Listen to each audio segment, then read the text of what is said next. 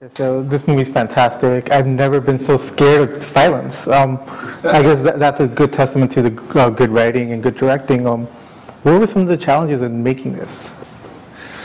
Well, I think many, but the one you just mentioned, I guess, was one of them. I mean, we wanted to write a script that was basically that had almost no dialogue in it, right? Like that was kind of the goal at the beginning. Like, can we really sustain tension for more than an hour with almost no dialogue? And it was almost a silent film, and if you want, and that was a challenge. So how do we make that? And obviously, we have to make sure that the camera work and the performances and the story was powerful enough that will hook you in without needing anybody to be talking every 5 minutes, right?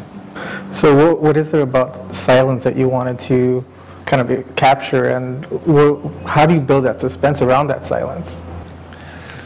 It's I don't know. I think it's a mystery. You never know how the things work on some level, but I guess in movies in general, yeah, and you see that in theaters when you watch this film, is everybody goes quiet. When the movie goes quiet, everybody goes quiet, and there's some sort of idea that if you make a sound, the bad guy on the screen is going to find you, right? And so if you're scared and you're watching this movie at home and you're by yourself, suddenly you're going to be doing the same thing and being quiet with the characters. And that's why the movie's called Don't Breathe, because we realized that was the reaction that the audience had watching the movie, that they were like, when everything went silent, they went silent as well, which shows how involved you get as an audience and how much you believe that you're part of what's happening in there, right?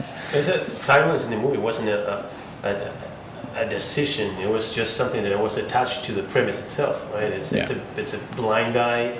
These guys are breaking into his house. They have to be silent. So the first thing we knew is like, all right, they're gonna have to. It's about that. Is if you make a sound, you're dead. I think the decision that we did make was to not use too much music in it, I guess, because a lot of those silences in other movies are filled with the music, bum, bum, bum, bum, bum, bum, and we decided to remove that and just be very quiet, and some of the set pieces that we could have filled with music, right? So I guess in that aspect, yes, we did exploit it more than that the premise, asked for. Yeah, the cast is fantastic, and the guys breaking in are so methodical in what they're doing. How much research did you do into, breaking in and this stuff in order to make it more realistic? Personal experience. Yeah, we used to rob houses.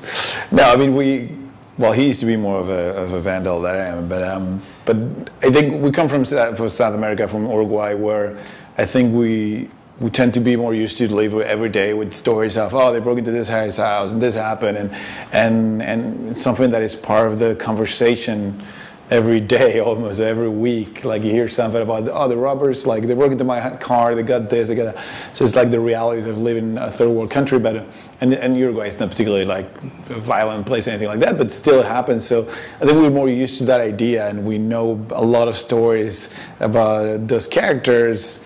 And so we just translate, I guess, a lot of those real life stories into the characters in this movie. Jane Levy is amazing in this. I think she's very perfect for this role. And you worked with her in 2003's Evil Dead. How's that relationship growing, and why choose her? Well, it's not growing to a good place because I think she hates me by now. Because after 2 movies when I put her through the ringer, and I think every time she takes on, when she took into this one, she thought it was a good idea until she was making it.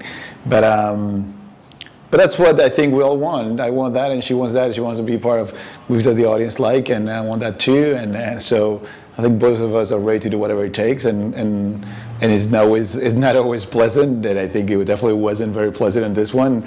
It wasn't pleasant in Evil Dead either. But at least, you should ask her why she keeps coming back. But she does.